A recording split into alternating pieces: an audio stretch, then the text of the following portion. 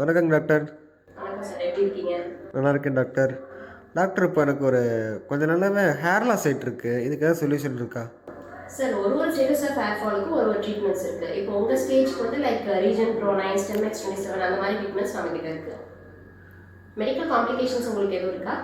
ஆமாம் டாக்டர், எனக்கு டயபெட்டிஸ் இருக்குது. ஒரு 3 இயர்ஸாகவே டயபெட்டிஸ் இருக்குது.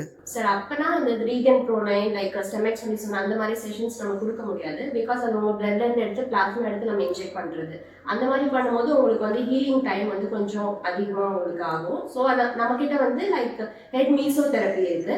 அந்த மாதிரி செஷன்ஸ் நம்ம கொடுக்கலாம். ஓகே டாக்டர், இப்போ இந்த மீசோ தெரப்பி ரொம்ப பெயின்ஃபுல்லாக இருக்குங்களா? சார், பெயின்ஃபுல்லாக எதுவுமே கிடையாது. இப்போ இந்த மீசோ தெரப்பி ப்ரொசீஜர் எப்படி பெர்ஃபார்ம் பண்ணுவீங்க?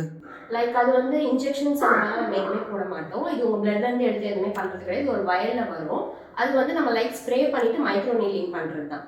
Okay okay doctor. So visible result தெரிய எத்தனை செஷன்ஸ் தேவைப்படும்? ஒரு 6 to 8 செஷன்ஸ் உங்களுக்கு தேவைப்படும் சார். ஆனால் அது 60% தான். பட் 40% உங்களோட டயட் அண்ட் லைஃப் ஸ்டைல் அதுவுமே நீங்கள் கொஞ்சம் ப்ராப்பராக மெயின்டைன் பண்ணிங்கன்னா மட்டும்தான் உங்களுக்கு விசிபிள் ரிசல்ட்ஸ் தெரியும். Okay doctor. ஸோ அப்போது இதுக்கு எதுவும் சைடு எஃபெக்ட்ஸ் கிடையாது அந்த மீசோ தெரப்பிக்கு? சைடு எஃபெக்ட்ஸ்லாம் எதுவுமே கிடையாது சார். Okay doctor, thank you.